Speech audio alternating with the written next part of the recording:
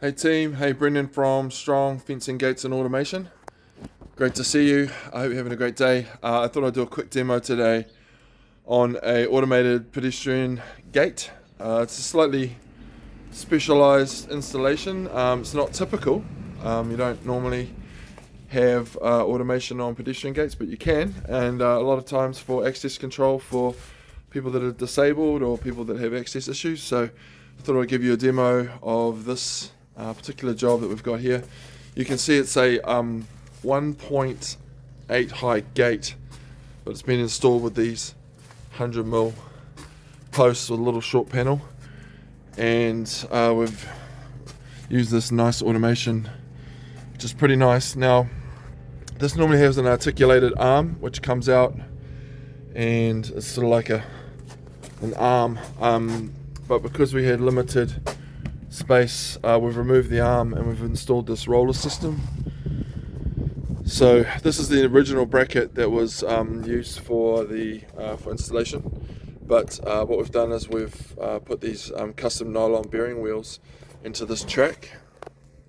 So this is actually an extrusion that we use for slat fencing, so it's got a dual use, so it's been really good. So that's probably the hardest thing to get hold of in this setup, but you could use sort of angle bracket, but if you go to your aluminium supplier, you'll find it. They have different extrusions, and you can see that it's been installed with these wheels. So I'll show you how it works. We've also put a Seabury keypad here. So that's how that works.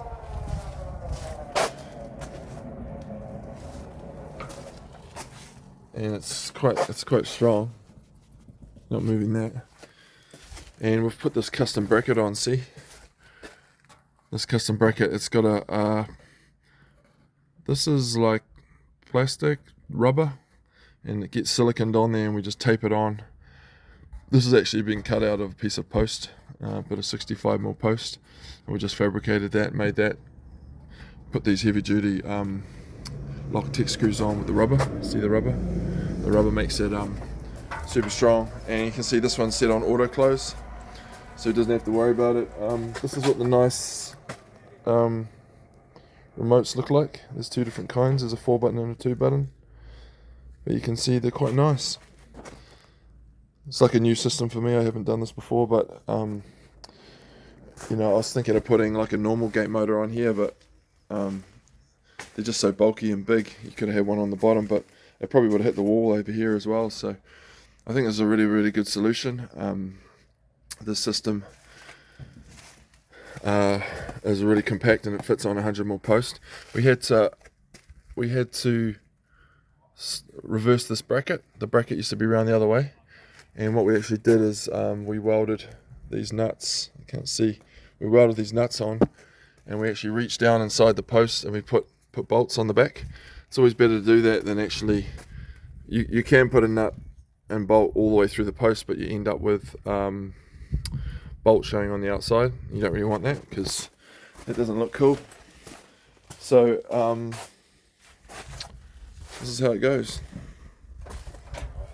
30-second auto close. This motor doesn't have a lot of options as far as programming. It's pretty basic. It also doesn't have a 24-volt output, and we've actually put a transformer inside this post. You can see that wire going through there. There's actually a separate transformer that's wired into the 230-volt, which is inside of this top here. That's where the main wiring goes from this plug. And what we've done is we've wired into that 230, so it's got constant power running to a transformer. And we used double-sided tape just to glue it to the side there on the inside. And then we actually drilled through the building here and ran a wire all the way up on the inside to this keypad. So the nice unit, I think it does have a proprietary keypad, but we just happen to have this one. So these Seaburys are pretty much the industry standard. You can do so much with them. You can use key fob readers and key cards, so it's an RF reader. I think that's what you call it. that you can use as well, and you can put like heaps and heaps of different codes in there. So that's the demo. Hope you're doing well out there, people. Automation can be you can scratch your head sometimes trying to work out, especially when you're doing a new system. But I think with the right training, right support, and Google, definitely look at YouTube videos, look at manuals, and just take your time, do things systematically. Don't rush it. You really need to slow down when you're doing gates so that you can get all the clearances right, get everything perfect. Anyway, hope that helps people out there that are doing something like this. Feel free to post a comment, try and get back to you, and don't forget to hit the subscribe button. Cool, have a great day. Bye.